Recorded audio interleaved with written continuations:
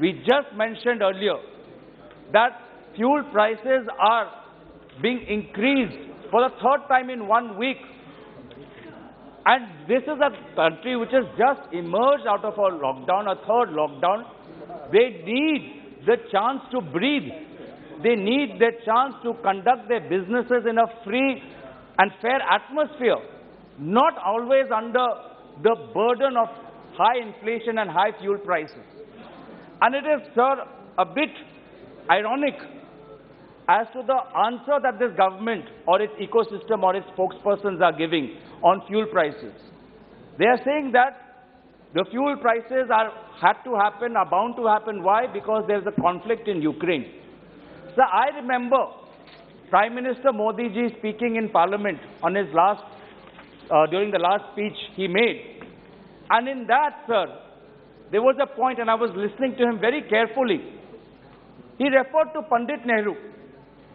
And he referred to Pandit Nehru, saying that, can you imagine that Pandit Nehru once blamed an international conflict happening in a different part of the world for the economic problems of India. And he smirked when he made that remark. Now today, what is happening? Now today, isn't Prime Minister Modi making the same argument that because of Ukraine, we have no choice but to increase the fuel prices? But the counter is, there are two counters. That if for 137 days, the Ukraine conflict did not happen last week or did not happen 3 days ago. The Ukraine, US, Russia, European conflict has been going on since December. Russian troops were on the border of Ukraine since December. It's been more than a month since military escalation has happened. For 1 month, they could keep their prices stable. What has changed now? What has changed? That for one last month, since the beginning of the conflict, since the beginning of the Russian troops being on the border, to the beginning of the bombardment, to the Ukrainian refugees fleeing to different parts of Europe, that time you did not increase the prices. Why now? Just because elections are over. That's how you repay the people who put their faith on you. I congratulate you on their stupendous victory. But that doesn't mean that you take people's vote for granted.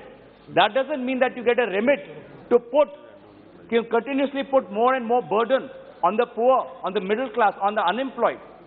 So therefore, I feel that while we talk about the finance bill and the taxes, they're extremely important, we must talk about this context. On GST, the position of our states is extremely doubtful and extremely vulnerable. They rely a lot on the GST compensation. And the timing of GST compensation has been extremely poor. It is completely at the hands of the central government. They release it when it suits them, but that does not suit the state government. State governments have to pay salary. State governments have to fund their social welfare schemes. State governments have to put in money for development.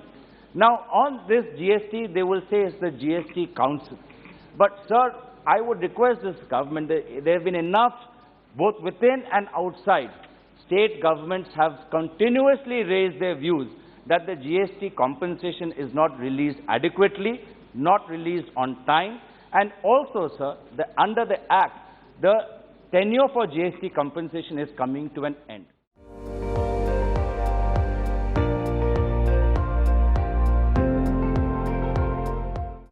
আপুনি চাই আছে ND24 সৰ্বশ্ৰেষ্ঠ নহয় সৰ্বোত্তমৰ দৌৰত